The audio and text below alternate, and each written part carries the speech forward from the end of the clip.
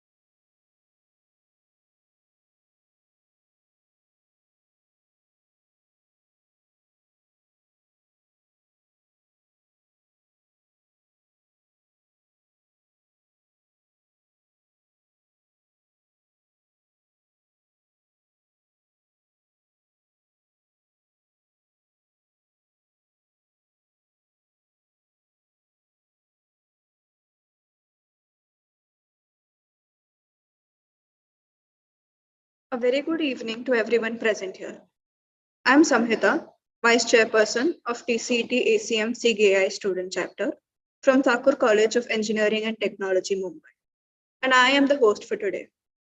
On behalf of the TCET ACM CGI team, I warmly welcome all our viewers on Zoom and YouTube and our speaker, Mr. Prateek Shetty, to our first event, hands-on session on natural language processing.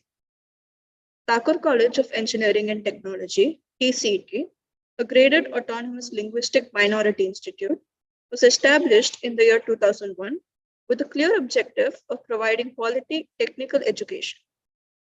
The institute is recognized by All India Council for Technical Education and Government of Maharashtra and is affiliated to the University of Mumbai.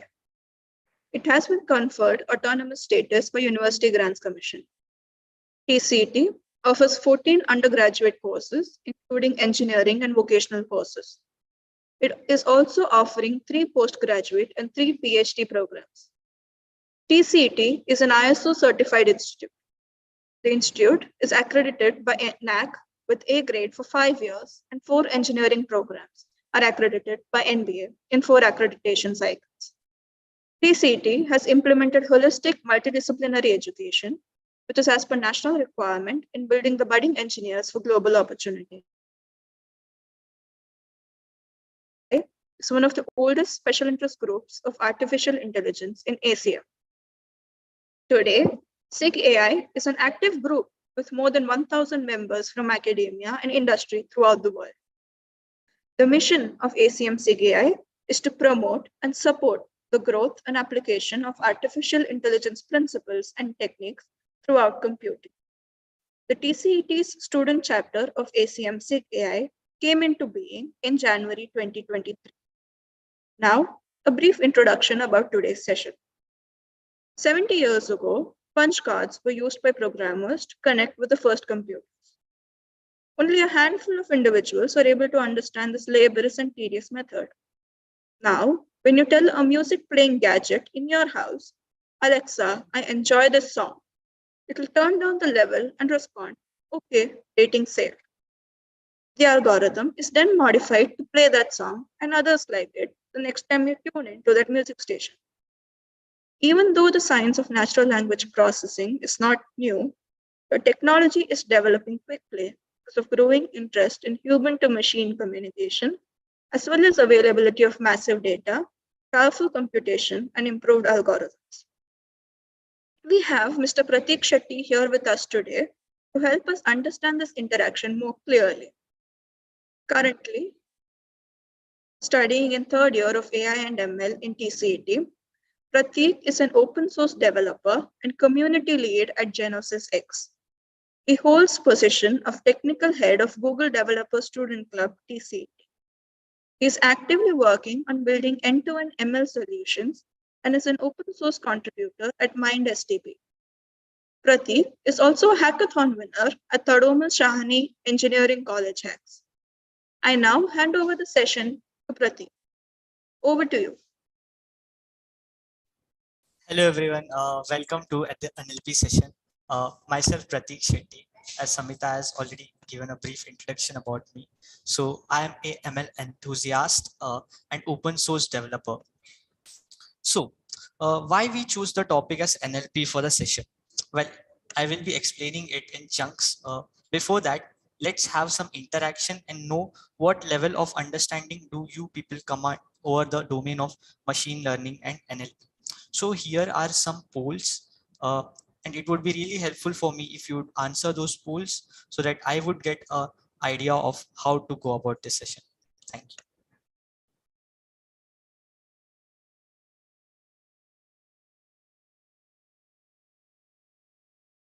So like if you're a beginner, of course, choose beginner option. And if you have built some projects of your own, you can go for applied or intermediate options.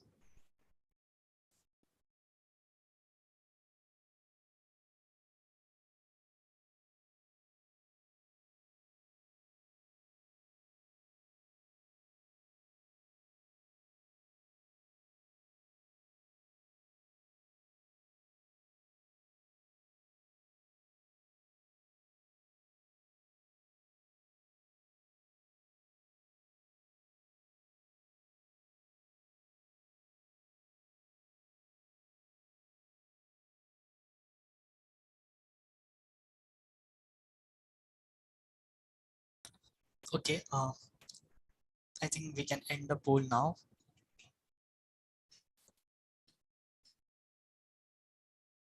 So as you can see, most of you are beginners, and yeah, some of you have heard about NLP. Well, that's okay. We would explore it in this session.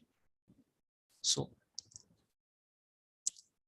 let's dive into NLP. So I will be creating first. I would be sharing the PPT so that you get a theoretical idea of what is NLP and what are different features of NLP. Some examples to get a better understanding. And then we would be building a hands-on real-time NLP application. In most of the hands-on, like people just go about it, build what the speaker is doing, right? But I want to keep the things different. So I will build some part of the project while some of it would be implemented by you. So you would be using your innovative skills, what you have learned from this session, to build a great app so that it would not only be a follow-up of my tutorial or my hands-on, but also some efforts from your side. So that is what true learning is about. So let's go into the session. I will share my PPT.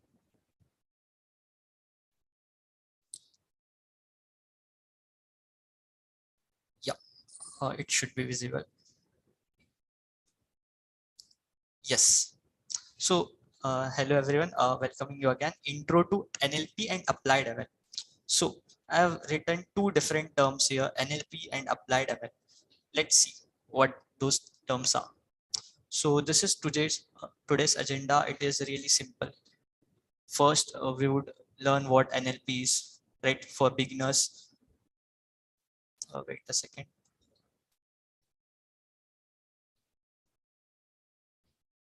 Yeah.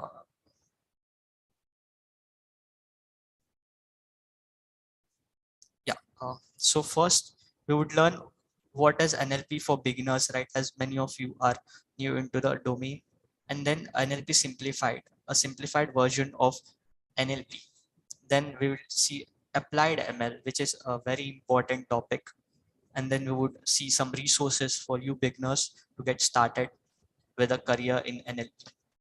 So uh, this is a lot of text here. So what NLP does is it takes your text data, voice data, audio, etc., and converts it into a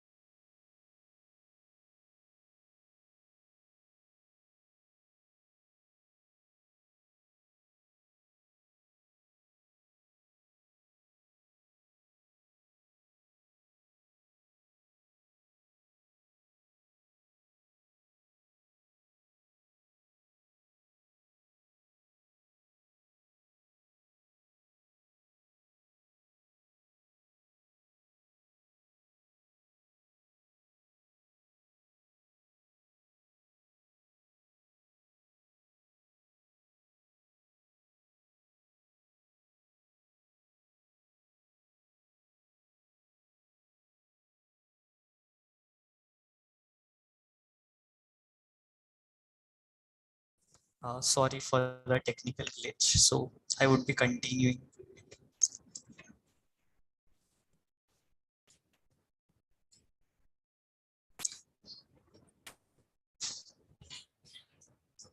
Yeah. Uh,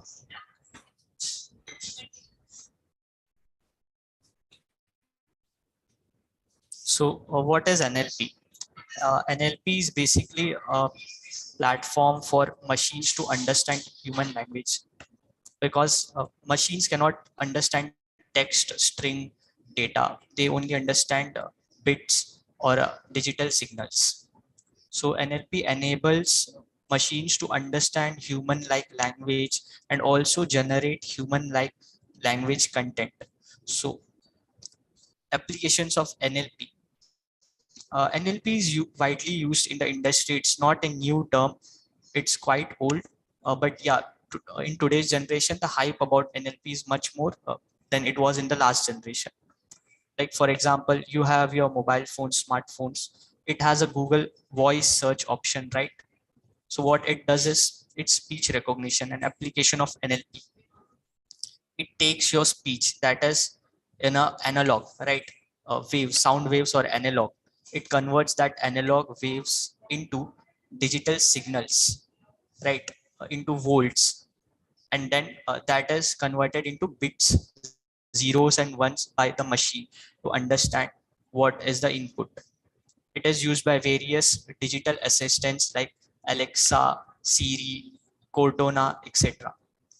It can help improve the productivity, help many organizations build customer support platforms, applications to understand the sentiment about their product, etc. So NLP based task in real world. This is where we come about face to face with what NLP really is. So first of all, there are a lot of domains. For example, sentimental analysis. Did you know, like Nike, as you know, is a big sneaker brand, right? They had used this sentiment analysis to understand the reviews about their products. Okay, and they also use this sentiment analysis to know people's opinions, people's sentiment on whether they should sponsor some athletes. Are they good for their brand or not? So this can be used in various forms. Recommendation, as you have seen on multiple streaming platforms like Hotstar, Netflix, you get various recommendation about web series. So that is where NLP can be used. Natural language generation. As I told, NLP is subdivided into NLU and NLG. NLU is natural language understanding, where machines can read the human language and understand it, while NLG is writing in a human language, like machines can generate human like language text. Then there is classification, which is a textbook old school style, right? There is classification everywhere. You can classify people into different groups, right? You can classify products into different categories. Speech recognition, which I have already given the example of, digital assistants like Siri, Cortana, etc. So what are the steps in traditional NLP?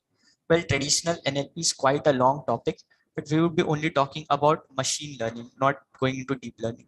So first of all, you need a good data, because without a good data, you cannot train your model. So you need to gather data from various sources. For example, movie recommendation. Let's talk about movie recommendation. You need data from trusted sites, review sites like IMDb, etc. Then pre-processing. The data is generally in form of JSON, JavaScript object notation, right? So it's not the preferred manner of data. So we need to pre-process it, convert it into data frames, which are generally used while doing machine learning. So in that, it includes text cleaning, removing punctuation marks, removing special character, a lot of rejects stuff is there. And then we do EDA, exploratory data analysis, because we can have hundreds or thousands of columns and rows, but we need only essential features. For example, in case of movie recommendation, we need the actor name, the director's name, right? The cast names, the title of the movie, the genre of movie, it's a thriller, horror, right? And comments, reviews about that movie. This would be the main features, and other features we could remove them, right? Because they are highly correlated or might be too much to process. So removing unwanted data.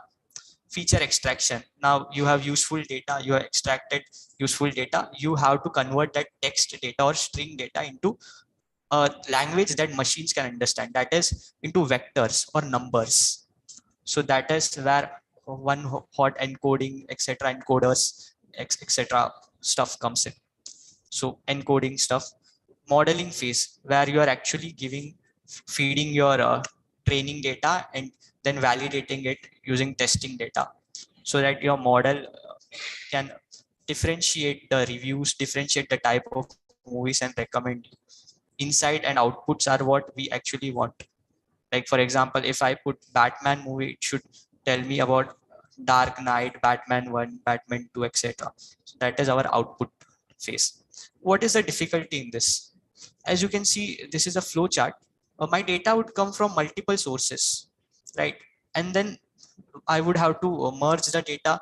It's still in a raw form. I need to clean it, transform it, and then extract features, drop unwanted features, then modeling phase, training, testing, and then I will get the insight.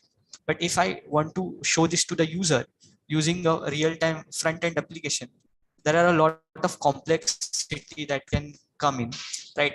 You would have to create pipelines, like set up automation for this, take data from here and then pre-process. It really takes a lot of time and not feasible for a large data. So that is where applied ML comes in. In applied ML, you generally use transformers or already pipelines which are built on pre-trained models or generative models, right? For example, you might have heard about ChatGPT. What ChatGPT is, it's a generative model. It is trained on over 175 billion parameters. Hence, it gives a great accuracy and it can be used in real-time application, right? You can even build applications of your own using that OpenAI API. So applied ML mostly talks about the application of ML rather than just fundamental concepts, right, of accuracy. So as you can see, why we need auto NLP libraries. Here there are three types of phases: preparation phase, modeling, and deployment. These are three separate phases. You need to integrate it using some automation, and it really takes a lot of time, and the loading time of your model, your app is too high. What are auto NLP libraries? They are libraries such that you can initiate the function.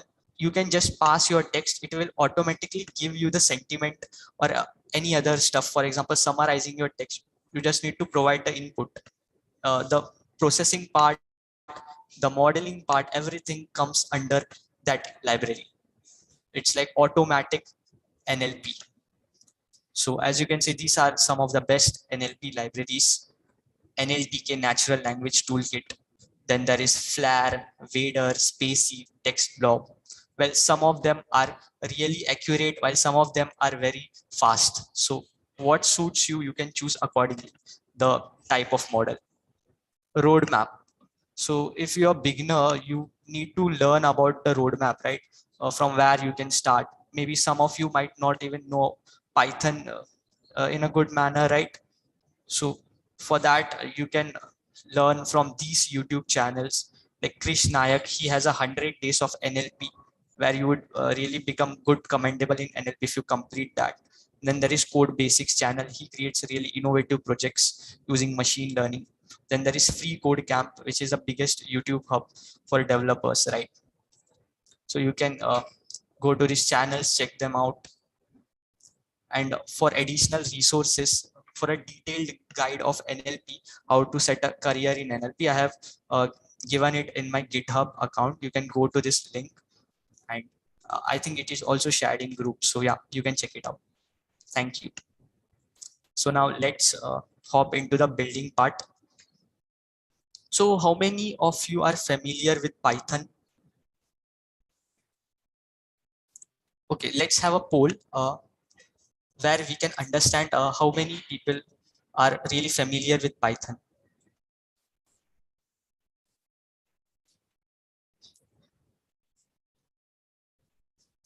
Okay.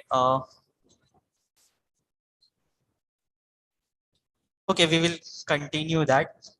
Let's move on to setting up our environment, and then again I will have this question. Then we can have a poll about it. Okay. So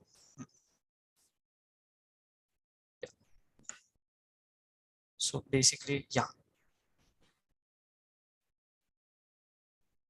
So you can create a folder, for example, this is my PowerShell. Okay, you can open your terminal or PowerShell.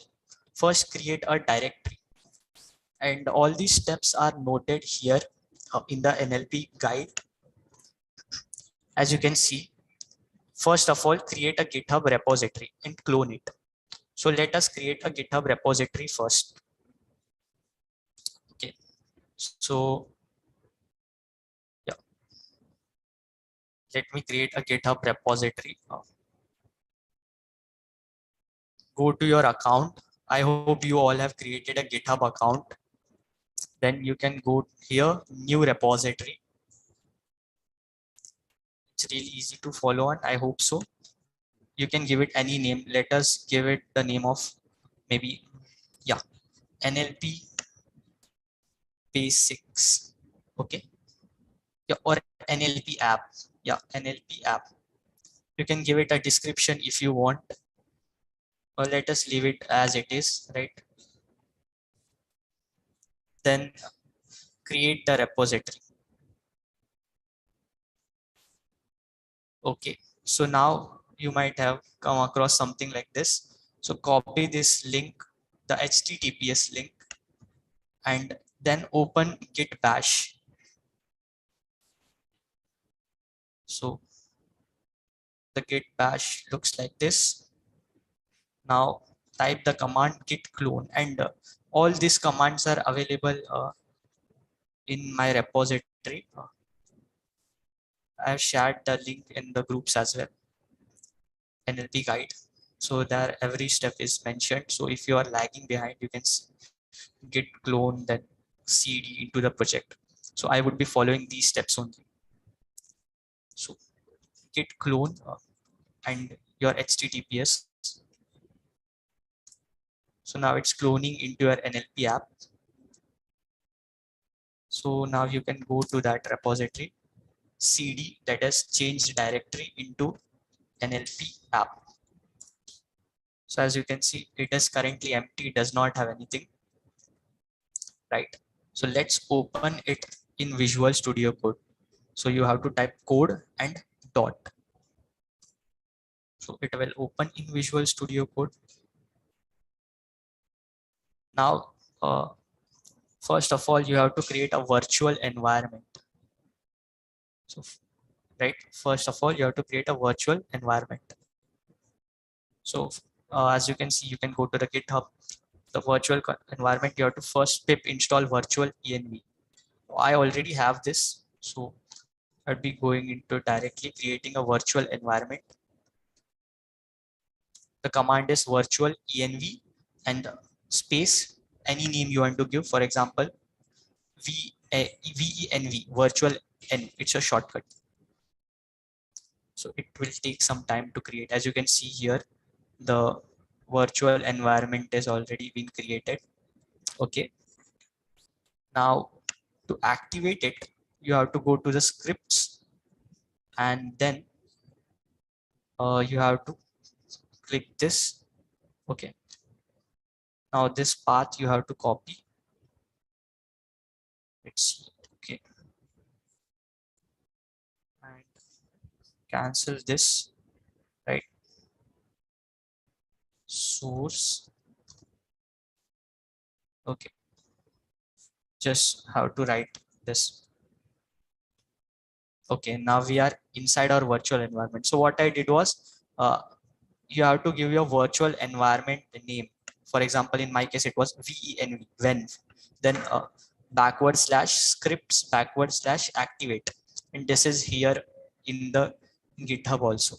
So it should be easy to follow. And then you have to copy this command. Okay.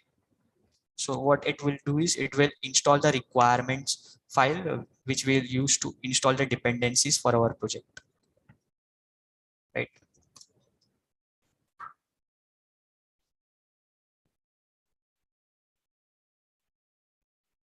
It should install it here.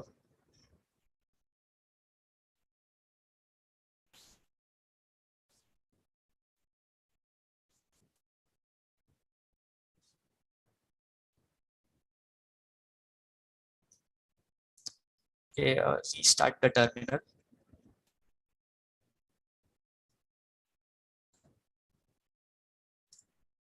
Activated this.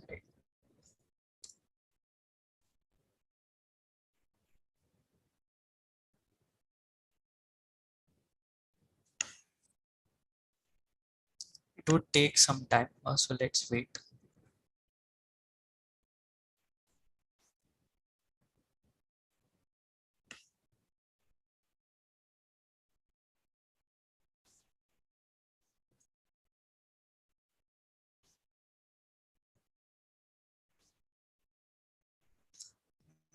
Well, maybe I think there is something blocking it from reaching the source. That's fine. We can still go to my GitHub repository. I already have this file. You can just copy paste this all things. Okay, you just copy paste this into the requirement.txt. No issues. So just create a file. Requirement.txt.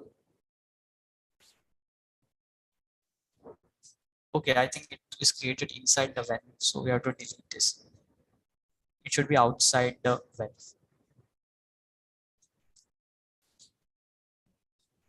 Okay, so new file and requirements.txt. Now copy paste the requirements here and save it. These steps are already in the GitHub as I mentioned. So check first. What we did was we cloned the project. You have created your repo, clone it, change the directory, go to your project, open it in Visual Studio Code. Right, I already sent the list to install pip, install virtual env. You must have that. Then you have to create your virtual environment and activate it. Then we installed the requirement.txt. Okay, so copy this. Just need to as we have the requirements file, just need to install it. So this -r is very important. This means recursively install whatever is inside that file. So this might take some time as we are installing everything. As you can see, it's caching because I already had that. So I think that's why it is caching. But in your case, it would be installing it step by step.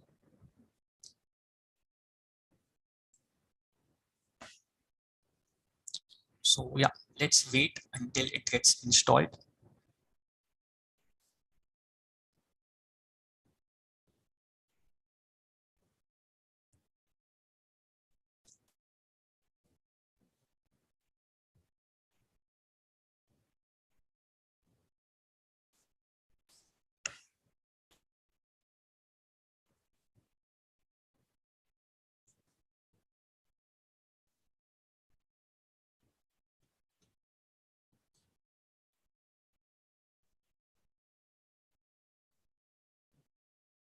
And I hope you have Python environments also set up.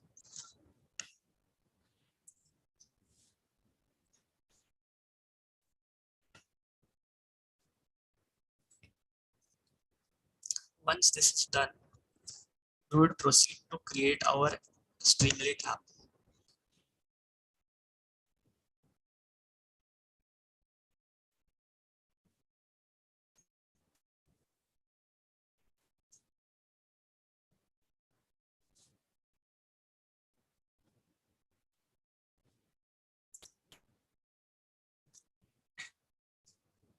So until then, you can, if you have done with this, you can go and check out Streamlit documentation.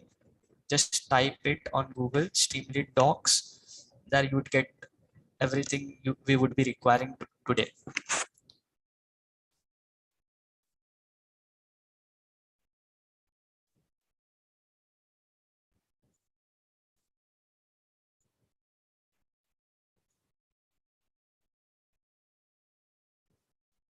It's taking a while. We'll wait still for it.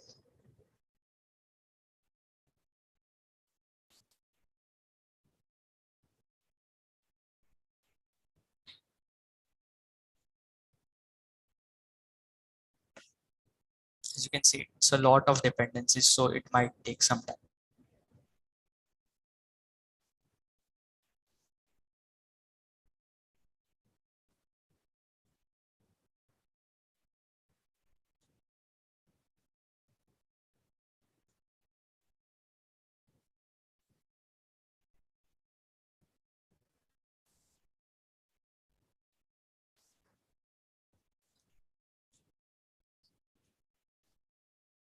Until then, it's being installed.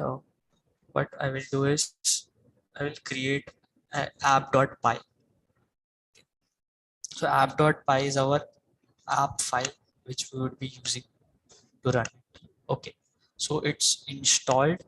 Luckily, well, it took around, I guess, 5 minutes. So yeah, now your requirements and dependencies are set up. Now let's start coding it. So in today's session, we would be using Streamlit. Yeah. Streamlit gives you a minimalistic front end. If you're a machine learning developer, you must have faced the problem of integrating your ML into front end, right? Because yeah, you must have created some ML application in Jupyter Notebook or maybe Google Colab. But how to create interactive web app type of interfaces with machine learning, right? With machine learning concepts. So that is where Streamlit helps. It's a lifesaver. So it gives you minimalistic front end, which you can manipulate and use for creating a machine learning app. It's really simple.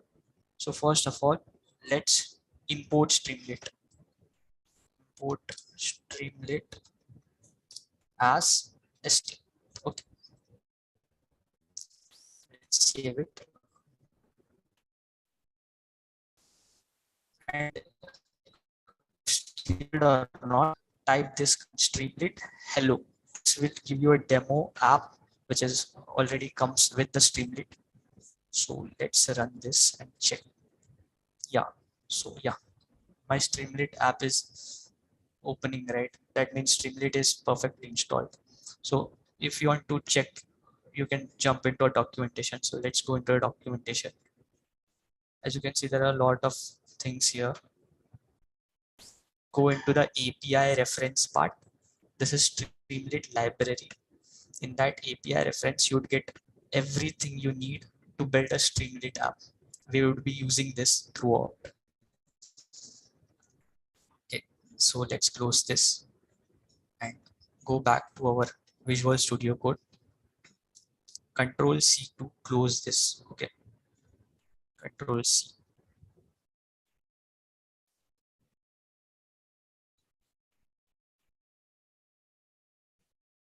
Yeah, close the terminal. Open a new terminal. So you see now, if you close the terminal and open a new terminal, by default, the virtual environment is open. If you want to deactivate it, you can just type deactivate command. So let's go back to our app.py. Okay. So now we do not have anything, right? So we would not get any output if we run the Streamlit app. And also before that, always whenever you are using machine learning, you are creating machine learning project, import these two libraries, NumPy and Pandas.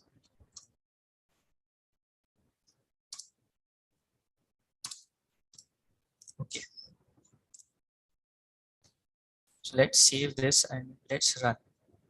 So to run a Streamlit app, you just type Streamlit and then run the name of your Python file. In our case, app.py. Okay, let's run it. This will return nothing because it's an empty app. We do not have anything here, right? So this is default Streamlit theme. You can go here into this hamburger menu and then you can change these settings. For example, here settings, you can go to a light theme or you can go to a dark theme. Okay, so let's add some data here. Let's add, right, some title here. So to add a title, you can go to Streamlit documentation. There you can see there are a lot of options. So will write, obviously. There are input widgets, there are data display elements, text element. In text element, you would find title. It has very precise documentation, as you can see. As an example also is given here. So you can just copy this, or you can see the syntax is really simple. st.title will give you the title. Makes sense completely, right? So for example, let us copy it and then we'll paste it here. So our title would be Twitter sentiment analysis. We will do a real-time Twitter sentiment analysis. And when I say real-time, I mean no data sets. It will directly fetch data from the Twitter and then return the sentiment of that tweets in real time. Analyzer. Okay. So now you would see a big text in bold letters, Twitter sentiment analyzer. Let's check. Go to your local host here and reload it. So yeah, that's great. You can see a bold white text saying Twitter sentiment analyzer. Isn't it simple? So now let's add some more things to it. So whenever you see a website, what do you observe? There is a nav bar, right? For different sections, for home section, for profile section, different nav bar. So let's create something like a nav bar. For that, you would require a Streamlit component, that is action library. Okay, should I share the chat box? Okay, wait. Some people are asking to share this repo link in the chat box. Wait. Okay, I will share it in the chat box. Yeah. I also share this Streamlit documentation in the chat box. Okay. So you can refer to this document and see the syntax, and in this GitHub repo, you can see there is already the code is also present there. So if you're stuck anywhere, you can just see and you would really understand the code. Yeah. So let's get back here. So to create a navbar type of thing in Streamlit, there is a option menu. So the syntax for it you would get here. Just type Streamlit option menu. So this is one important part of any developer journey. You have to understand to Google stuff, to read the documentation, because without it, you cannot adapt to new technology and new changes. Yes, so here there's documentation. The syntax would be here.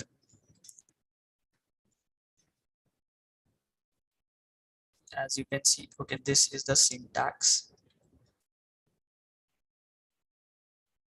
Just copy that and you can paste it here. Now let's look what it is exactly. So you can give the variable any name. Let's, yeah, selected makes sense, right? So our variable name is selected. And before that, we need to also import Streamlit option menu. So from Streamlit dot, it's a component. So dot option menu. Okay, Streamlit slash option menu. Yeah, as you can see, it is present here as OM. Import OM option menu, right? This one. And this is main menu, just like the header. Okay. And these are the sub menus, home and settings. So for us, we would have two sub menus. One would be what, before that, let me tell you what we are going to build. So we will build a Twitter sentiment analysis. The first section would be keyword or hashtag analyzer or topic analyzer, where you can enter any short topic. It will output you the sentiment of that topic and then also the top 10 recent tweets and their sentiment and a visualization of that. Really simple and effective. And then in the second option, we would have sentiment analysis of the Twitter user, particular Twitter user. So in that, we would scrape tweets from that Twitter user particularly, or tweets mentioning him, and see the sentimental analysis of that particular Twitter user. And of course, again, the top 10 recent tweets and visualizations. So we can give it the name topic analysis, topic or hashtag analysis. And here we can give the name as user analysis. And these are our icons. So you can get these icons from Fav icon, like Bootstrap icons or Fav icons. So we can change this. Instead of home, we can have a bar chart. And here let it be GAR,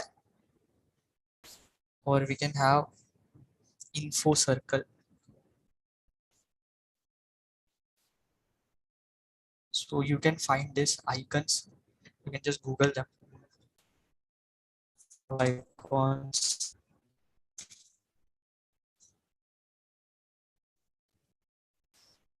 And you would get here icons. You can pick them from here. Okay.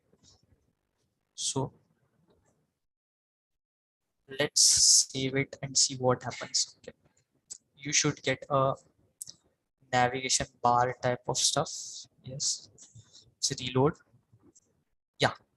As you can see, you got a main menu and two menus. But as you can see, it is in a vertical mode, and I do not want it like this. I want it in a horizontal manner, that is side by side. So we would have to change a few things, right? Default orientation is that default index indicates which should be selected. For example, here the default was user analytics, that is 1. Topic hashtag analysis is at index 0. So let's change that default index to 0, that is the first topic, instead of this user analytics. Now you change the orientation. Yes, horizontal.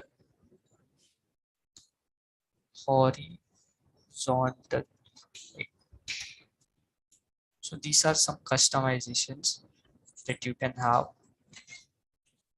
Let's reload it. Yeah. Now, as you can see, it's in a horizontal manner.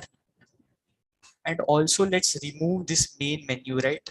I think we do not require this. So you can remove it. So just remove it.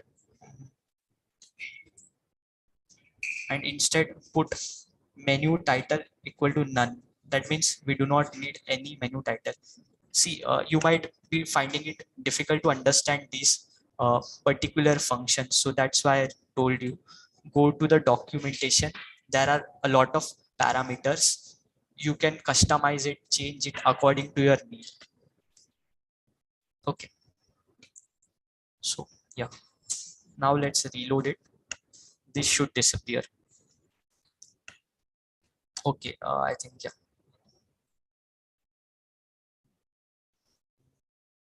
Menu title equal to none. Options, yeah, right. So we are, yeah. So what I did was I gave options as a another parameter.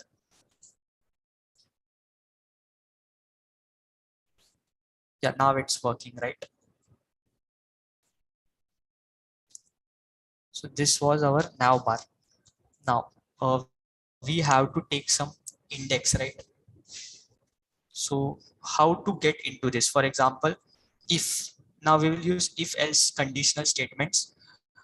If selected, okay, if selected equal to, let's copy this, right? If selected equal to this, right? So then st.write. What it does is it writes st.write.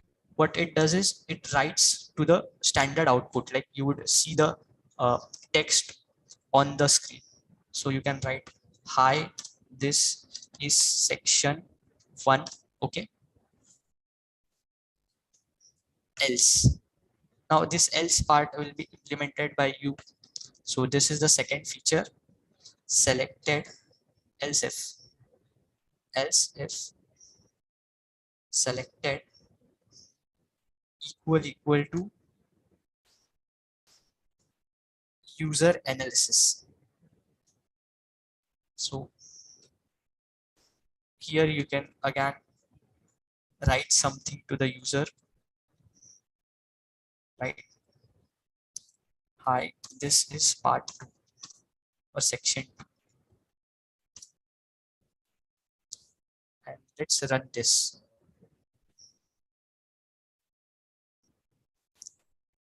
Yes, so I am currently in topic hashtag analysis. So it is giving me the output as, hi, this is section 1. Move to user analysis. Hi, this is section 2. So we have successfully built something, right? Successfully built navigation menu.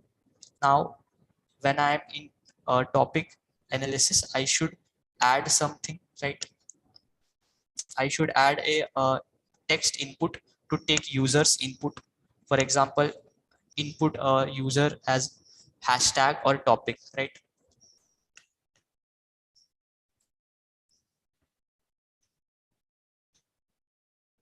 So in this, instead of st.write, let us edit it, right? Let's give it a subheader. What subheader header is like? It's a subheading like title and subtitle. Subheader. And one thing I like about VS Code is it auto completion feature, right? You do not have to type much. Topic and hashtag analysis.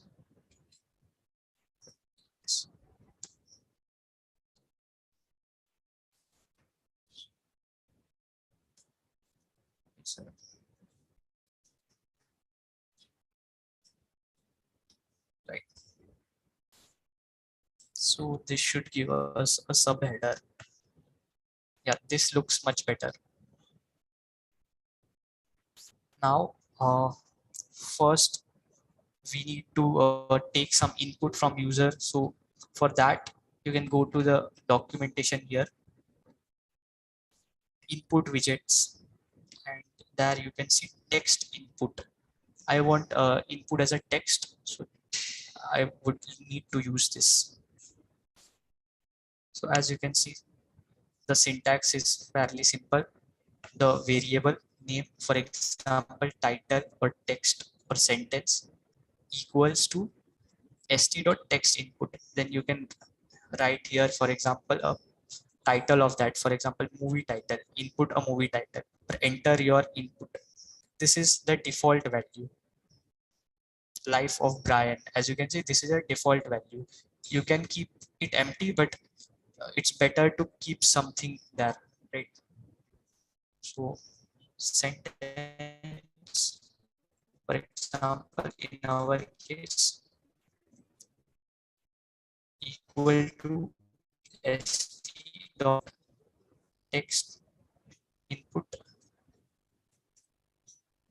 Okay, and enter your or enter any hashtag or topic, and then here we would give an input placeholder. For example, a war in Ukraine. As you know, Ukraine war was very recent amongst the Twitter, or any topic you can give, for example. So what this will do is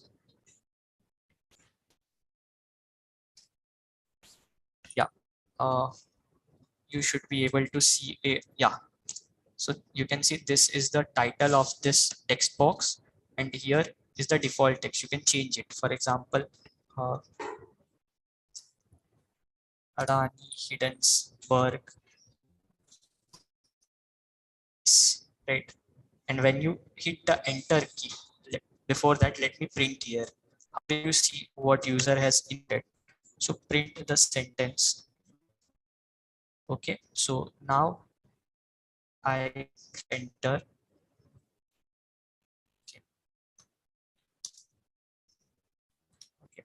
Now if I hit enter, I will receive an input at the backend. As you can see, this was by default the input. Okay. Now I over rotate, and you can see both the input are clearly visible. This is helpful when you're debugging, right? Sometimes there might be some issues. You might not be able to get what you want. So you can use this sort of debugging using print statements in between to understand uh, where the mistake is located at. So currently we do not need it. We can remove it. Okay. Now, as you see, we have a basic interface. We have two options. The user can enter his input. Now I need to take this input and see the reaction or sentiment on Twitter. So for that, I need to scrape data from Twitter. Uh, to scrape the data from Twitter, I can either use two ways. Use the Twitter API, but due to Mr. Elon Musk making it paid, I cannot do that. It's $100 per month. So I cannot avail that feature, but I can still use Twitter scraping to scrape data from Twitter. For that, we would be using SNS scrape. It's a Python module. Just go to SNS scrape. So yeah, you would get its GitHub directory. I would share this link in chat box. Okay, you can go here in SNS scrape. There are various modules. In that, there is a Twitter.py. It contains a lot of tools. For example, it can scrape date, content, user ID, retweet count, like count, hashtag, etc. A lot of things, right? So basically, the syntax is fairly simple. First, whatever we scrape, it would be in form of text data or string data. We need to collect it inside a list. Okay, we'll create an empty list, and all the data we will scrape and keep it inside that list. Once the list is filled, for example, let us scrape 50 tweets. Okay, let us scrape 50 tweets, keep it inside the list. We will convert that list to a data frame. Okay, so let me give this name as tweets, right? It's empty now. So for example, to scrape it, the syntax is Twitter search scraper. As you can go here,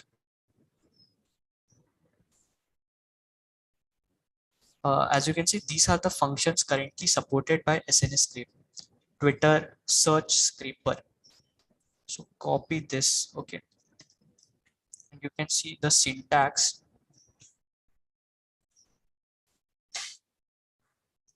I need to get the values. I need to read the values from the Twitter.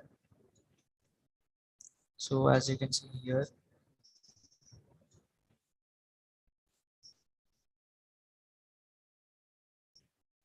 yeah, wait a second.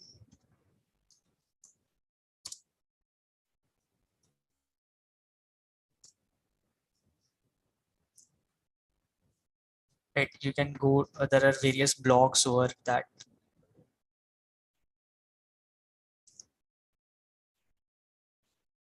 Yeah, Free Code Camp has a blog on that. You can go there.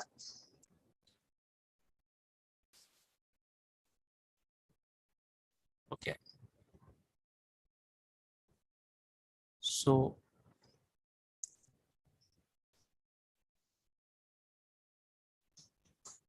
yeah, so yeah, here they have given a tutorial on how to scrape using SNS scrape. So basically, this is the function we want. So let's copy it. We'll understand what this function is. So this is the module. First, we need to import the module, right? So to import the module, we'll import SNS create dot modules. As you saw, the modules has a twitter.py. So dot Twitter, yeah, as SN Twitter. Now we have the module with us. This is a function inside that module. This is query. We will not give a custom query here. So user will give the query. So this is our query, right? Sentence. In sentence, we are inputting the topic or hashtag. So we will pass sentence here. Okay.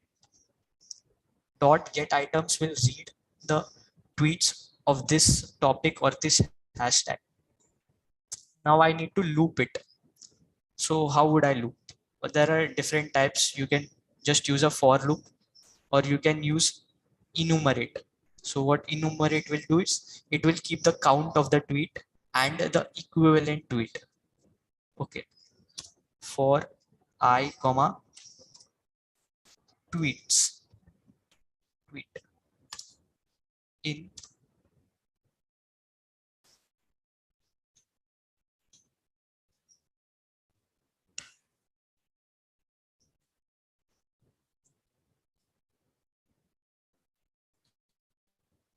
yeah, right. For I comma tweet, that is I will keep the index, that is 1 2 3 4, the count, and the tweet will keep the tweet. Okay. So now there are various parameters as we saw in this block. For example, there can be date, like count, source, content, etc. So we need to append it, right? So if I is equal to 50, so if it's equal to 50 tweets, we will break out of our loop. Okay. Until then, what we will do is we will append the number of tweets to our list. Just tweets. Append, and here the create a list, and that list will contain, for example, tweet uh, date, for example, comma tweet dot likes, like count,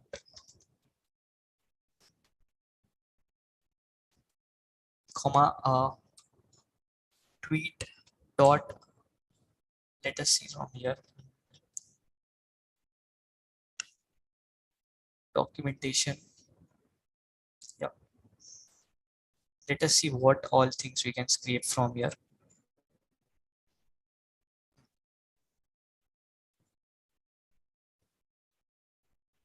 Yes, so these are the things we can scrape. As you can see, like count is an integer, uh, id is an integer. Okay, raw content, we need this raw content. Okay, and yeah, I guess that is enough, right? Yeah, and what more things if we can scrape? User. Okay, let's scrape the user also. Tweet dot user. Okay, so we'll append this. Now tweets df. So once we scrape all these tweets, first let's print. Okay, tweets df equal to,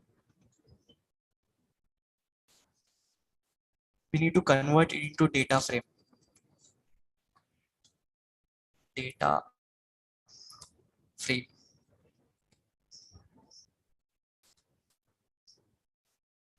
Tweets, right? And then column. So you can give column names. Example, for date, we can give the name as date, and like we can give the column name as likes. Similarly, for content, we can give it name as tweet content, and then for user, simply user, and let us also print it. And a reminder to keep it outside the loop, or else it will be printing again and again in a continuous loop. So let's run this first and check if it's working or not. Okay, so wait a second. Okay, yes, this will come here. It is inside the if statement.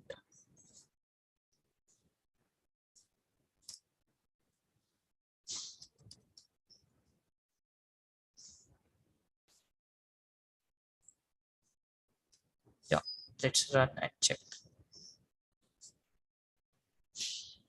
So now let's enter this war in Ukraine. Okay. Okay. We should give here the function name. So now it should work.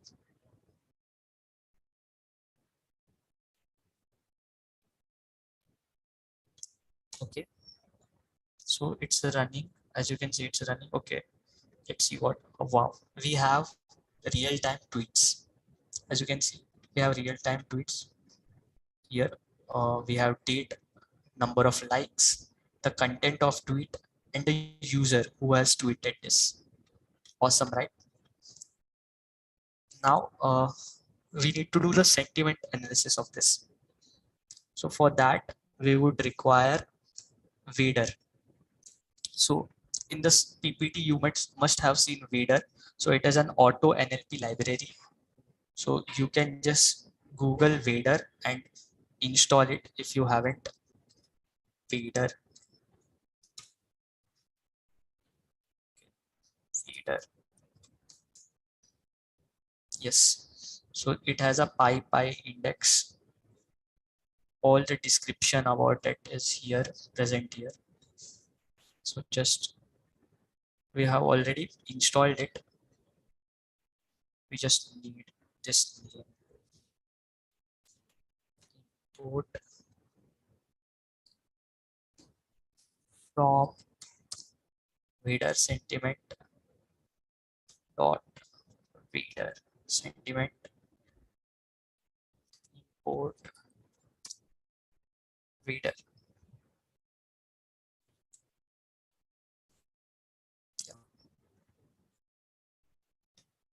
Now this sentiment intensity analyzer, what it will do is whenever you give a text as an input, it will break it into tokens. After cleansing it, it will break it into tokens, vectorize it, and convert it into vectors and assign a score, positive, negative, or neutral, and an additional compound score.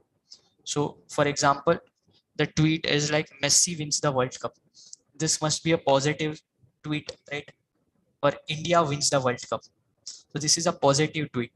So it will have a positive score in between 0 to 1.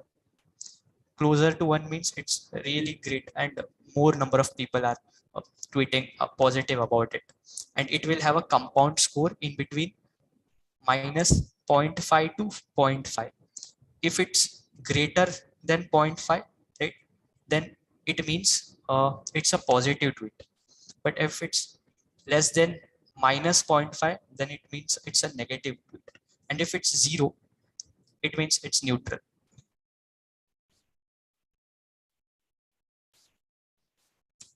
So we have taken the input as sentence. Let us create a function for this. I can give it name as sentiment, and we need to pass the text, this sentence, right? We are taking the input, we'll pass the text to this function.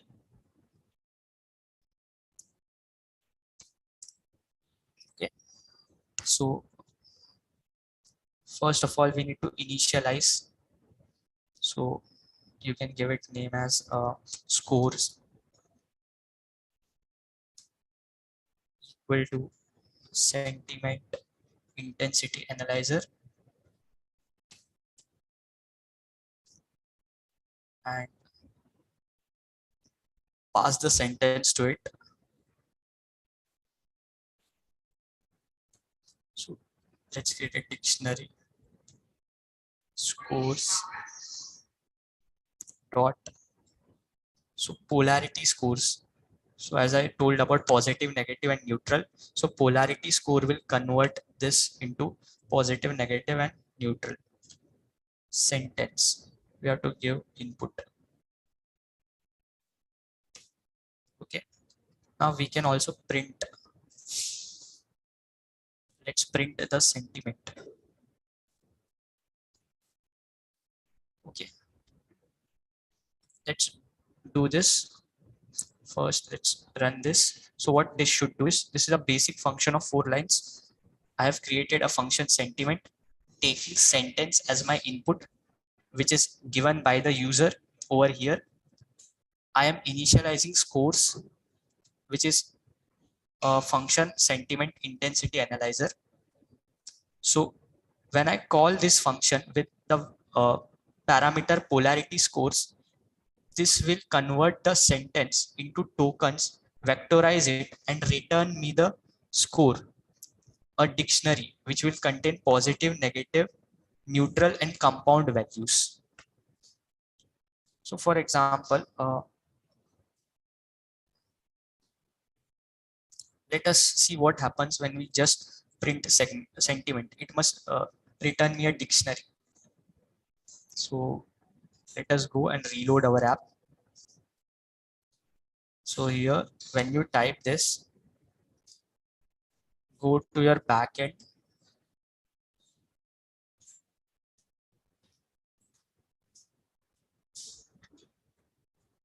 Okay, yes, go to your backend. Here, you would receive this sentiment.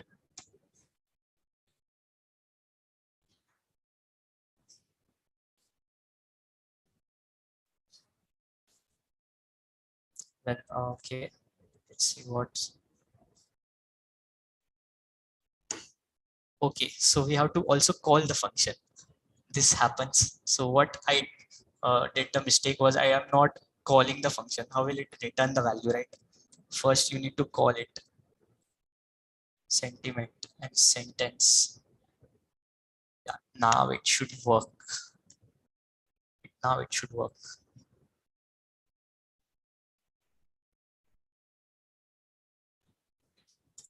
Enter this text. Yeah, as you can see, after calling the function, I am getting a dictionary. This dictionary contains key value pairs. As you know, the key here is NEG. NEG means negative, and it's showing 0.661. That is high. Then you can see NEU, neutral. It is 0.339. The compound value is in negative, and it's less than minus 0.5. It's less than minus 0.5. That means it should be a negative tweet, right? And you can see the negative value is also the greatest. So it makes sense that it is a negative value. So this compound is generated after some mathematical processing on these three values. You would not pay heed to that. So, and war in, what was our input? War in Ukraine. It is negative, right? We can confirm that. Let's remove this print statement. You can keep it as well. It is not going to be printed to the user. It is printed on your end. But still, let's remove it.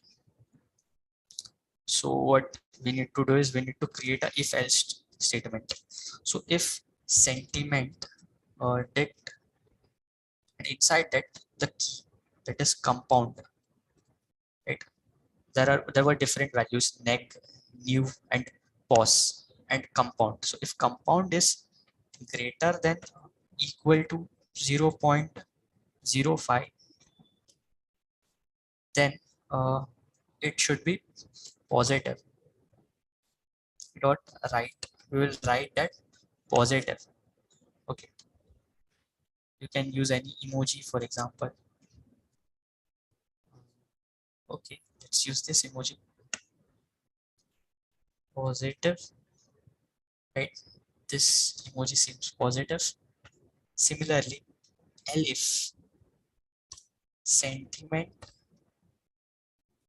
dict, the compound value is in negative. Okay, this compound value is in negative. Then minus 0.05 st dot right. So some negative angry face. Okay,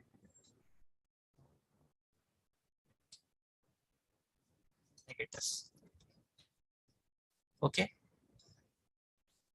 and else we did positive, we did negative. What is left? Neutral, right? Else st dot right neutral.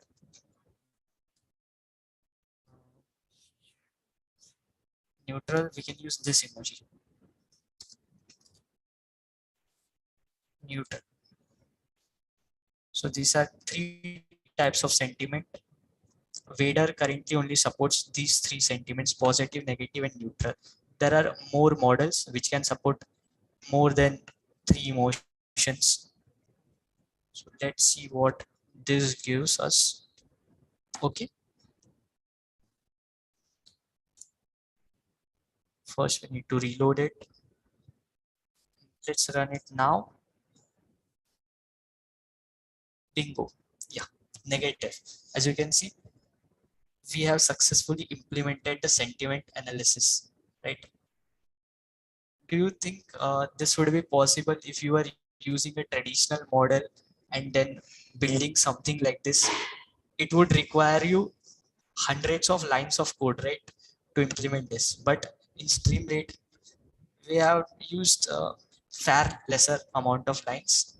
Okay, and it's not that difficult to understand. Once you start coding it from your side, your end, going to the documentation, reading the documentation, uh, playing with the documentation, changing some uh, attributes, changing the style, you will learn yourself how to do this. That's why I have the second part for you guys. So you try that on your own to replicate something like this by modifying some content. So this is done. Now next what we can have is we can have a button here. We can have a button here which can show us visualization of the tweet or number of top tweets. Okay, so let's have that. First have visualization. So for visualization, we need to have Plotly. Import Plotly Express as px. Okay, so Plotly Express is a great tool for visualization, dashboards, creating dashboards and visualization as px.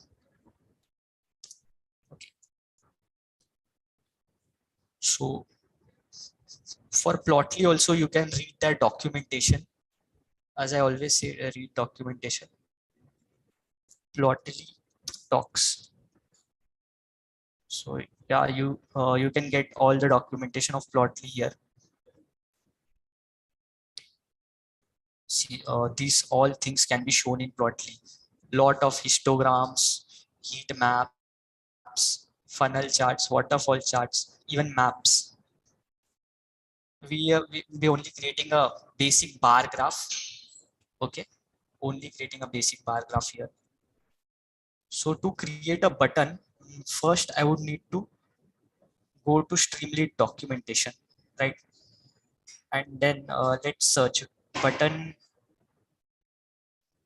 It should be, let's see where the button is. Control flow.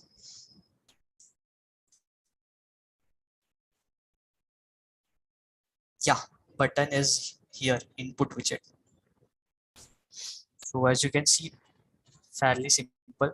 If button this, then give this, else give this, right? So let's have a button. Just copy and paste it, right? And keep in mind, Python is Python is indentation sensitive. So if you miss your indentation by one space or another, it will start giving you bad errors. Okay, as you can see here. So just keep a fair amount of knowledge about indentation. So button say hello. Okay, why hello there? Okay, so this is, let's try and run this. What this will give us an output. So yeah,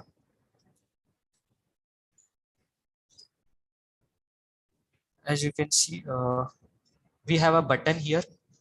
So when you press say hello, okay, why hello there? So it is giving an output on clicking the button. So you understand the function, you click the button, you get the visualization. The only thing is I need to keep this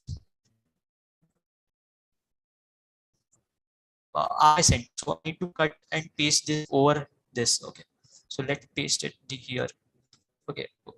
This was after the if statement. Hence my sentiment was after the button. Now it should be before the button.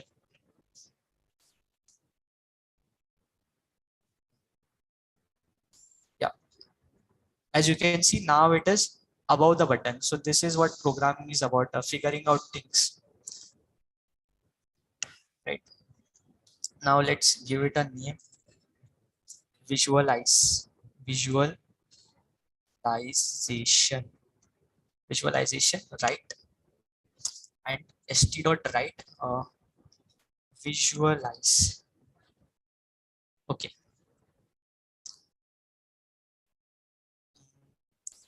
Instead of this, let's comment out this. We need to create a visualization, but for that, we need to have labels on this Twitter data, right? Currently, we have only data, but we do not have labels like positive, negative, or neutral. So first, we need to append that labels over there. For that, we need to create a function. Okay. So for that, we need to create a function. So, for example, for I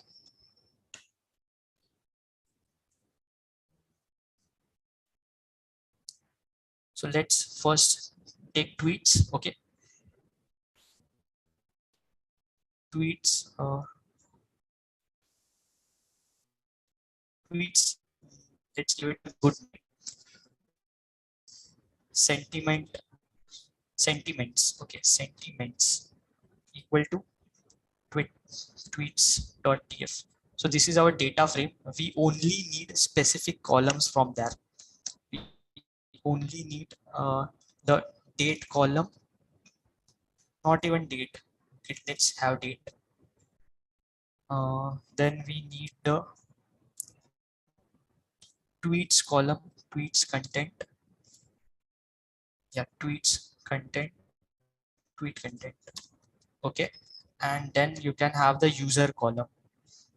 We do not need the likes column. Okay, So this, and then we will have to print it. Okay, then we will have to print it also. Sentiments. Let's see what this gives on rerunning it. It will, okay, indentation. Okay, I think there is some indentation issue.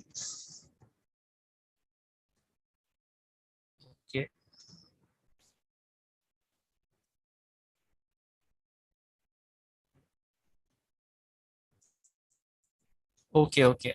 So let's comment out this. What is happening is this interpreter is thinking this elif is a part of that if. So now it should be resolved.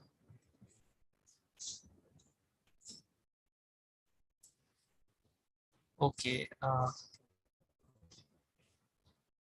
let's remove it completely.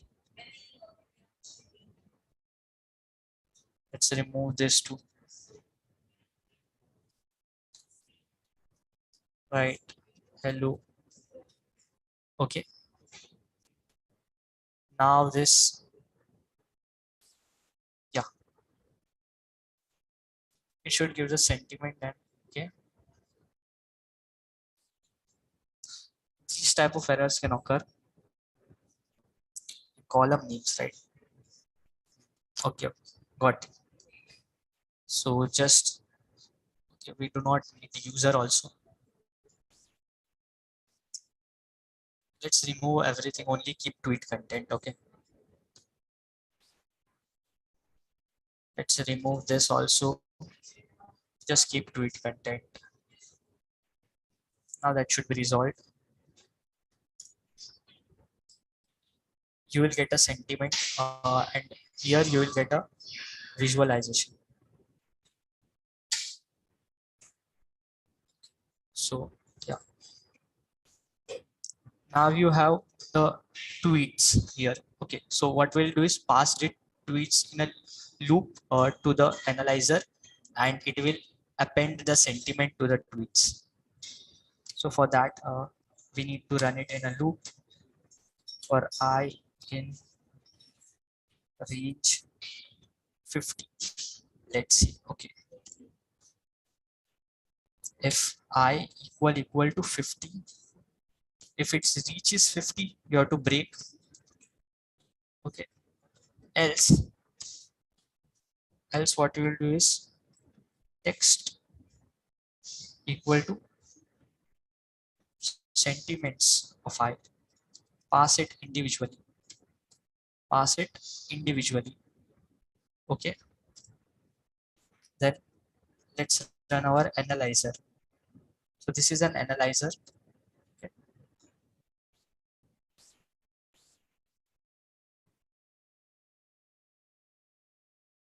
So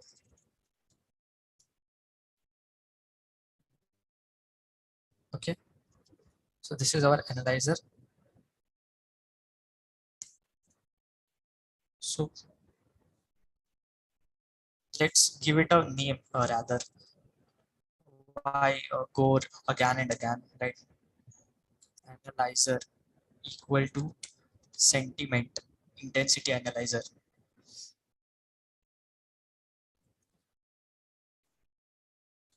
So now I have this variable. I do not need to call it again and again. I can directly what do is analyzer dot polarity scores of text. And what text is, it is going individually taking the tweets, right? So now I will have the dictionary, right? Again, if, right, you know what to do. If PS compound score is greater than equal to 0.05, you have to just append positive, right? Value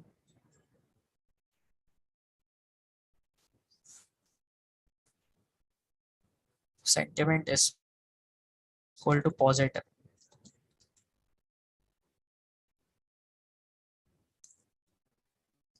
Sentiment positive. Okay. and we can have this, right? Similarly, if ES compound is less than equal to 0.05 minus, right? So in this case, it should give us negative,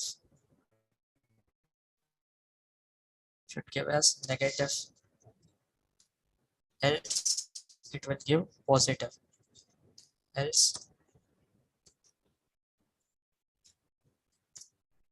70 is positive, so neutral, right? Else it is neutral. Now what will I have to do for each and every loop? I will need to append it to my score, to its sentiments, right? Sentiments dot append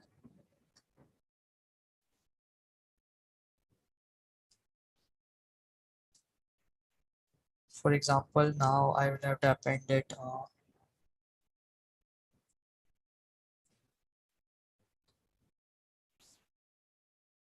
sent, and it should append it in a list. For visualization, I need score or number. So what I can do is I can also have a count, and here the count will be 1, meaning uh, one positive sample. Similarly, here also count will be 1 if this case is true, and if neutral case is true, again count will be 1. This will help in visualization. Okay, so centi, we are appending it with centi and count and count. Create this into data frame.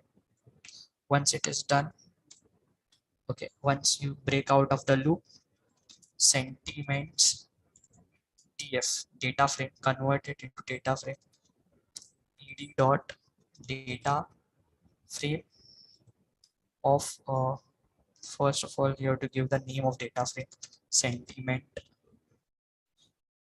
comma, columns.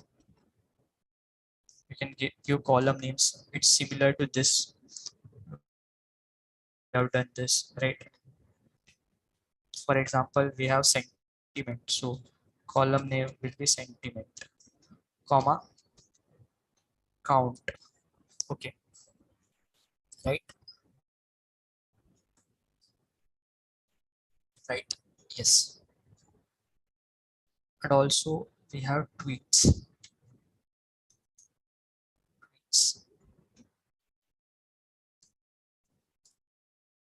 Okay, so this should create a sentiments df. Let's see, let's print sentiment df, right?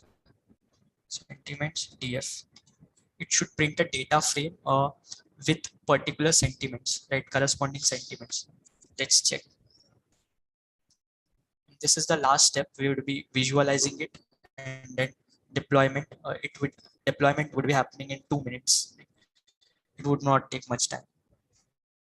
Not concatenate object of string, only series and data frame object are valid. Okay, let's check.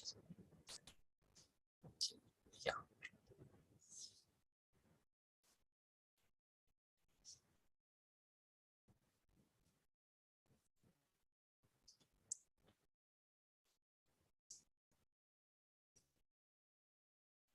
Okay.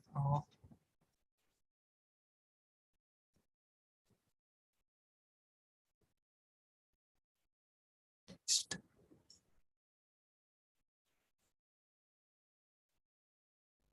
Next also we have to append here.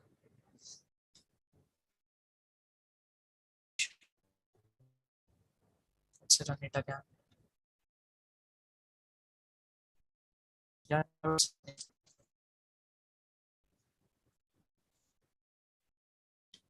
Yes.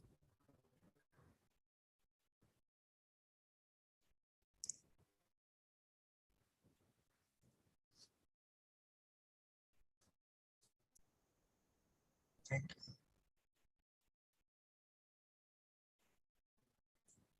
Okay.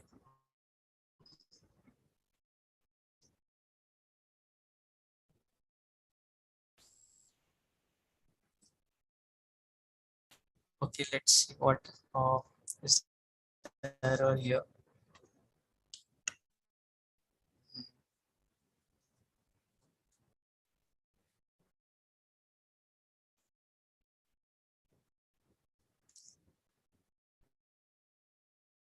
Let's have a look at our code. Might be some issues.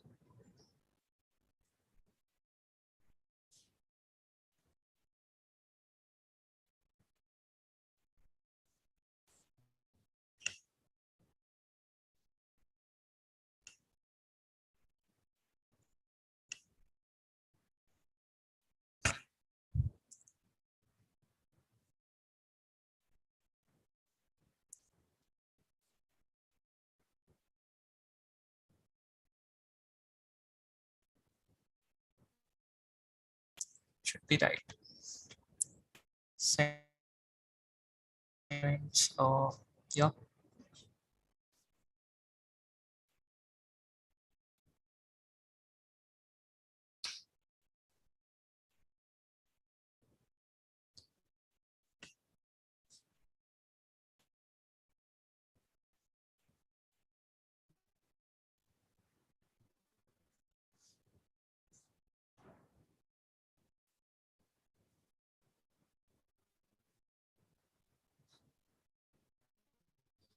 Okay, okay, got it. Yeah. So basically we need to create, this should be tweets. Let it be sentiments. You have to create a empty tweets sentiment. Okay. An empty to append. Okay.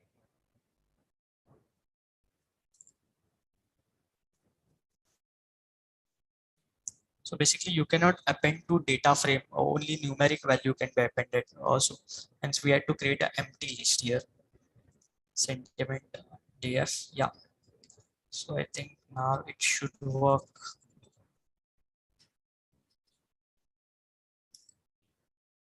Now it should certainly work. So yeah.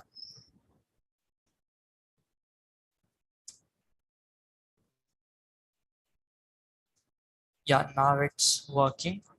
Let's see the output we received.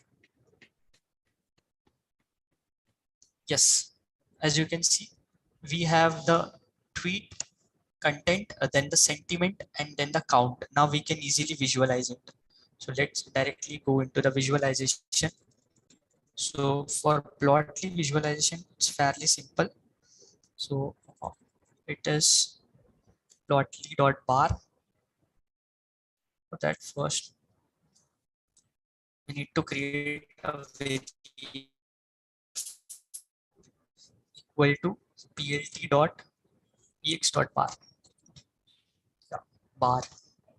And we need to give our data frame, that is sentiments df, then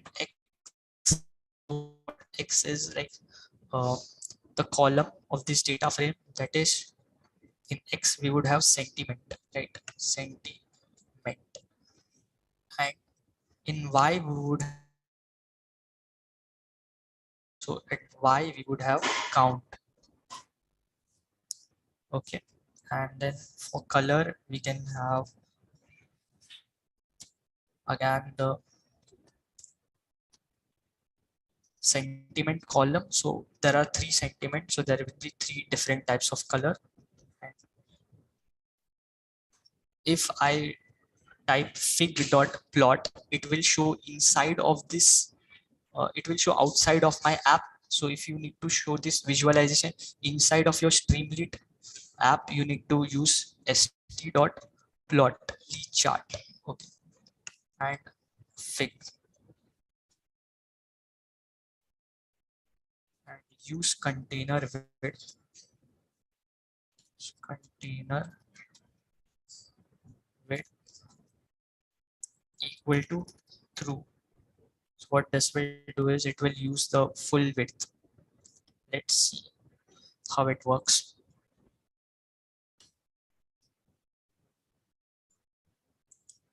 So now we are getting a sentiment, and then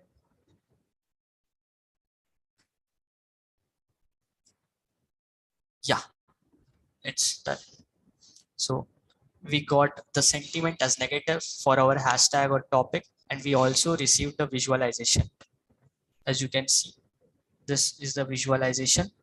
Uh, Almost 40 tweets are negative, some 8 tweets are positive, and 2 tweets are neutral.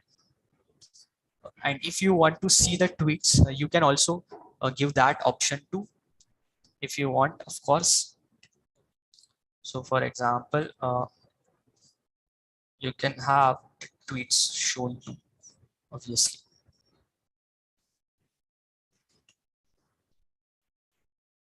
So to show the tweets,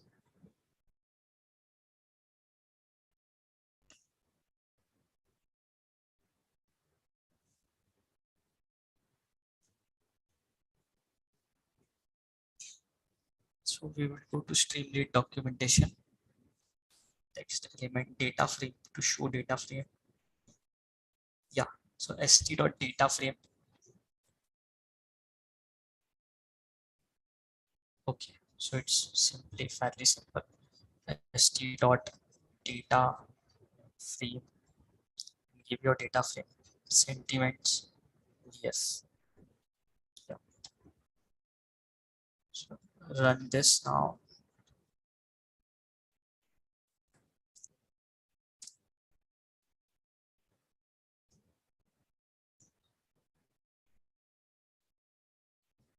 So it should give you sentiment, then also the number of tweets. And again, I think we need to specify here only 10, right? Dot head 10.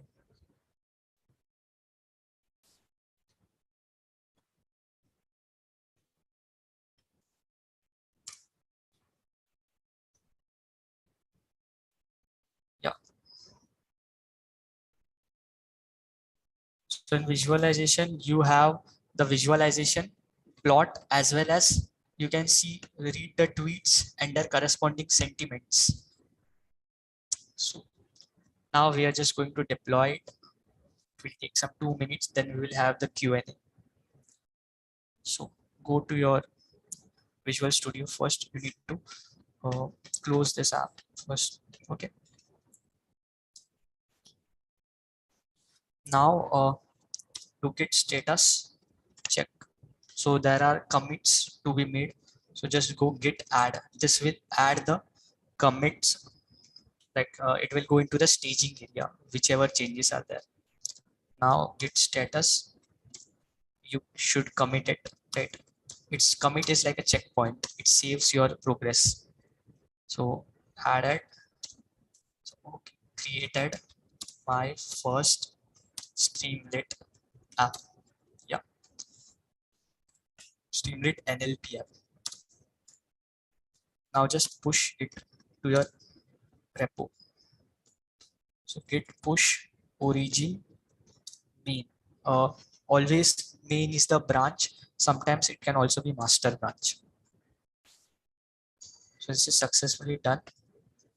Go to Streamlit Cloud and deploy it. Okay. For that, okay. Streamlit Cloud. So just you have to go to Streamlit Cloud. If you have an account there, just set up your GitHub with it and it would be deployed in a few minutes.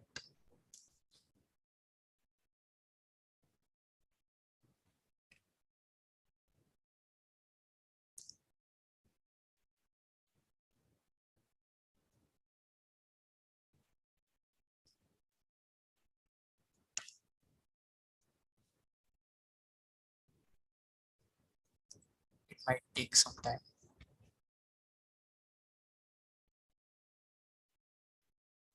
Yeah, As you can see, I have already an app deployed. So go to new and select the repo NLP app. The option is already there. You need to connect your Streamlit Cloud with GitHub. You have to give it access.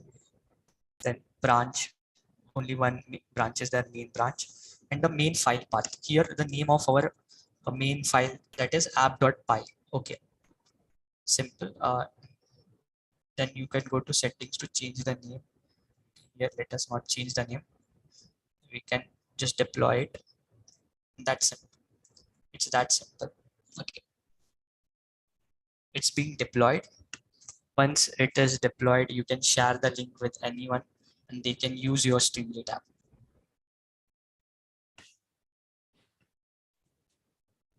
And it has nice little animations over here. So, and if you have faced some issues because of internet or might be on my side, so you can read the documentation on GitHub repo. It's fairly simple.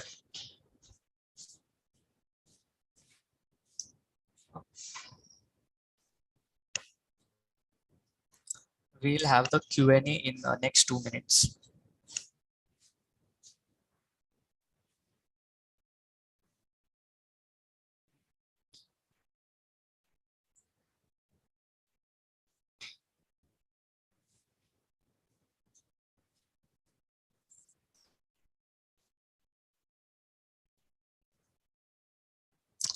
I think it timed out. No issues.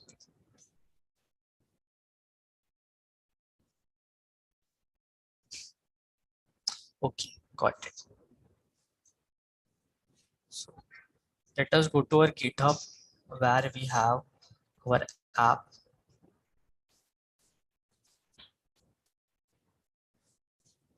Okay, here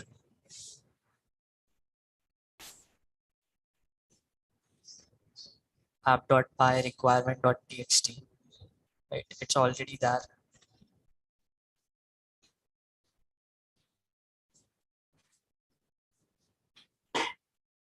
Right,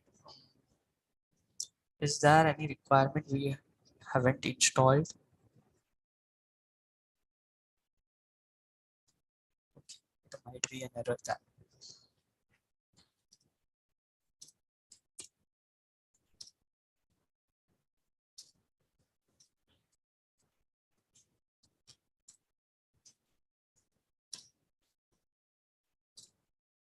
So like there was a little special character, so we removed that.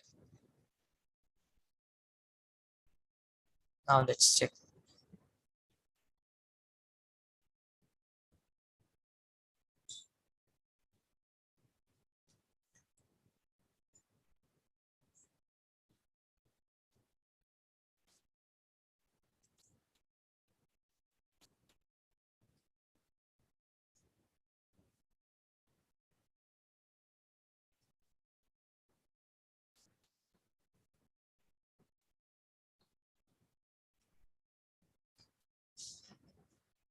It's still processing.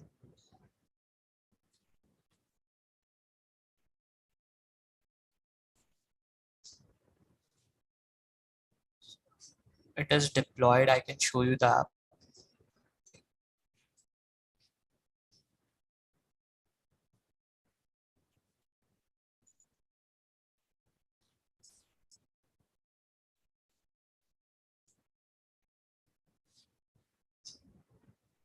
Let's see what it looks like.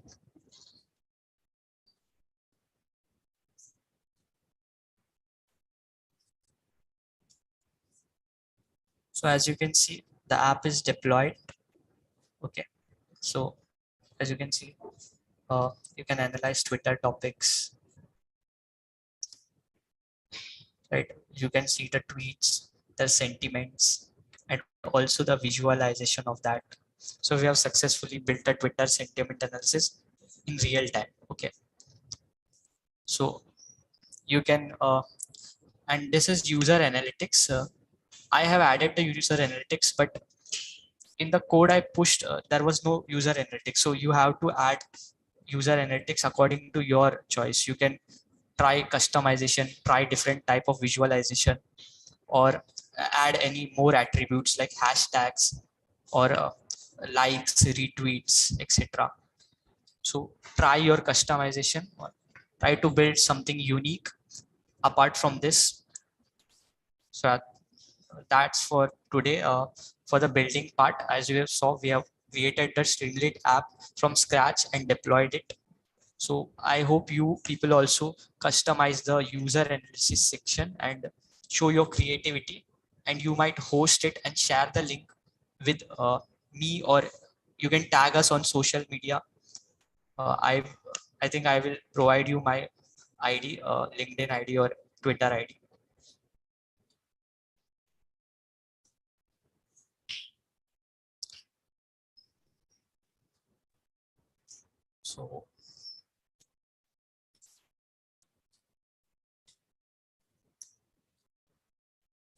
So this is my Twitter ID.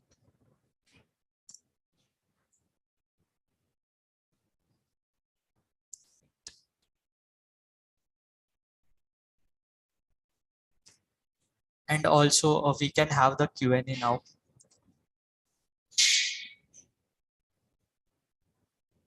Thank you very much, Pratik, for delivering this insightful session on natural language processing. We can now move on to the question and answer session. The chat box is now open for questions. Yeah, sure.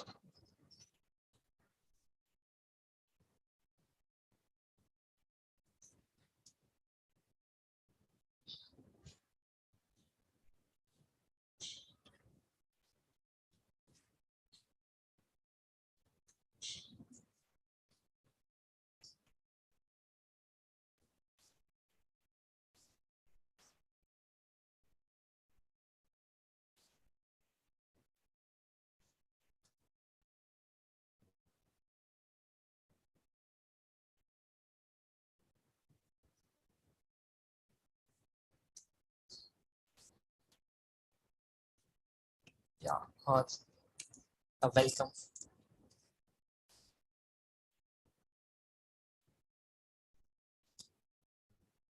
If you have any questions, yeah, thank you. You can go ahead. And maybe sometimes I think I might have gone some fast, or maybe I must have run through the concept, because I think many people had voted like they are beginners. They might not be well versed with Python concepts. You can rewatch it anyways. And also in my GitHub repo, I have added a detailed README. So if you follow that, you would have an easy time coding it. Which language should we start if we don't know basics of coding?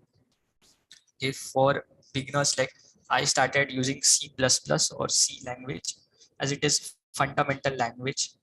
Uh, but like, for example, if you want to get into machine learning field, obviously Python would be the preferred language. Are there other ways to deploy where you can hide made by Streamlit? Prerag, right? Actually, this Streamlit provides you that hosting, the Streamlit cloud. So hence you cannot remove it. Maybe there is a paid tier. So obviously you will not be paying it, right? So it would be returned that made by Streamlit. If you want to remove it, obviously no choice but paid tier. Or you can deploy it on Heroku, platforms like Heroku or Netlify, maybe.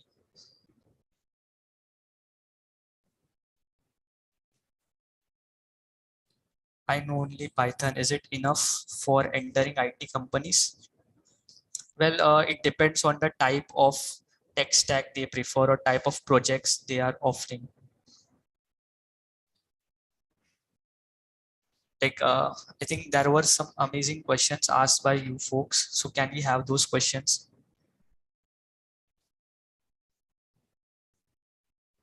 Yes, one of the questions asked was, can you explain the challenges faced in NLP and how they can be overcome? Yeah. So as you know, we humans understand everything. We understand sarcasm.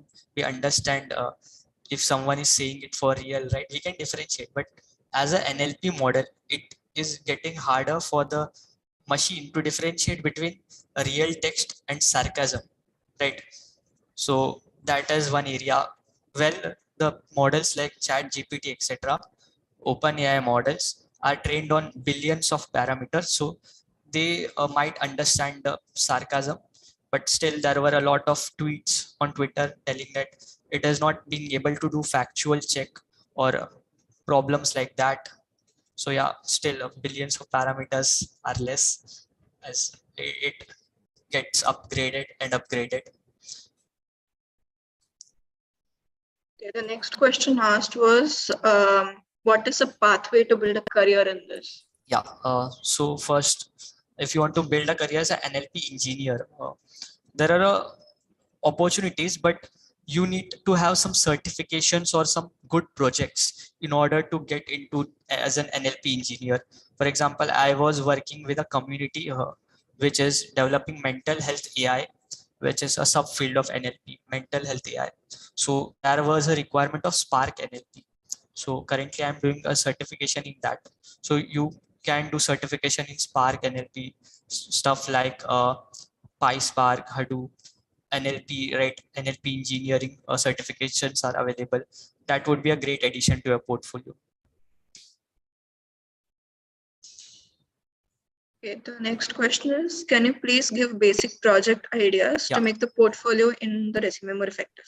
So try to build some innovative project. Don't build like too much template projects, like basic projects.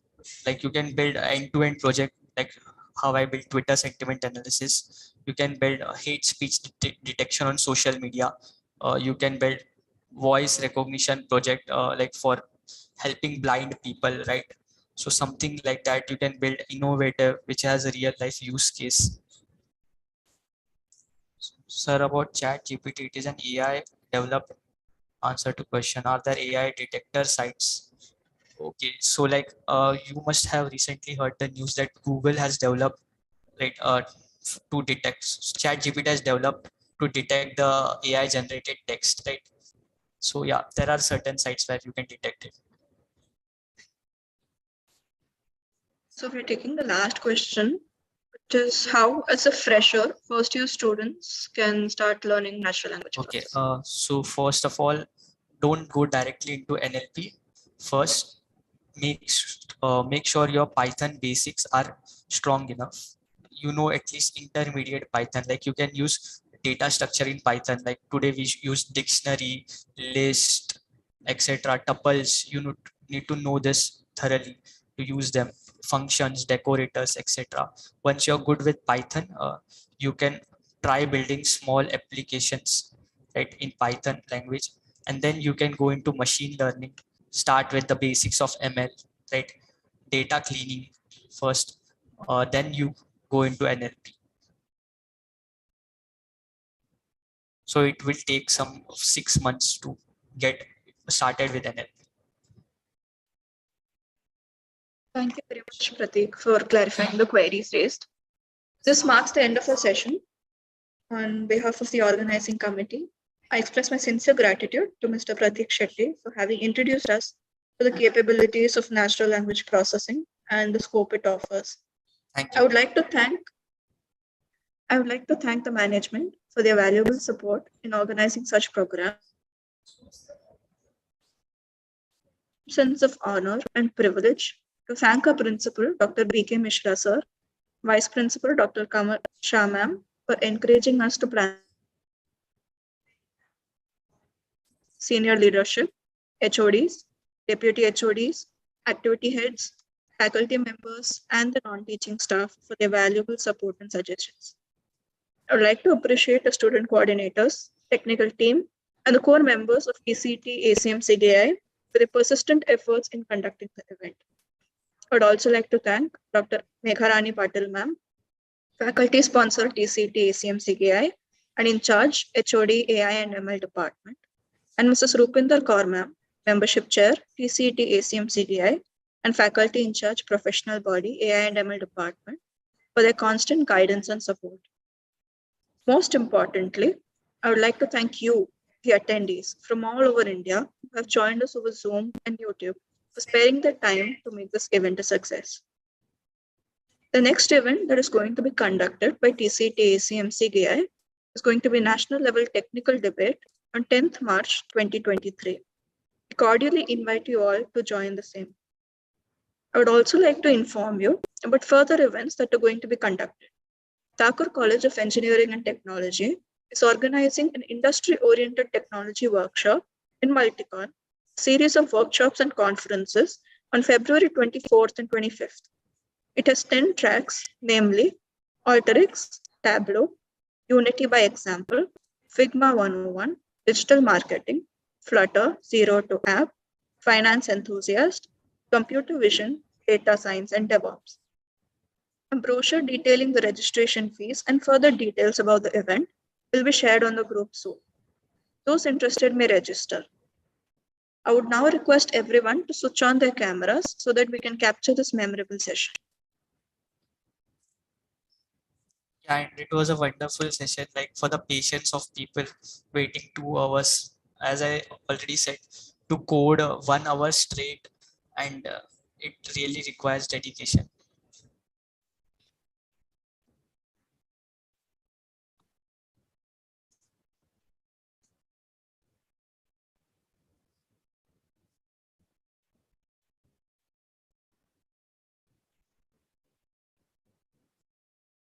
Thank you, everyone. Yes, go ahead, Prateek. Sorry to interrupt. Yeah, there is also a quiz form here. Yash has forwarded it in the chat box. You can see that. Please fill that link, quiz link. It might contain 5 to 6 questions about NLP, what you might have learned from today's session. As mentioned by Prateek, the link for the feedback form and quiz is shared in the chat box and in the comment section of YouTube. I kindly request all the participants to fill the form in order to receive their EAT certificate. With that, today's session comes to an end. Signing off as your host, this is Samhita. Thank you. Thank you. And yeah.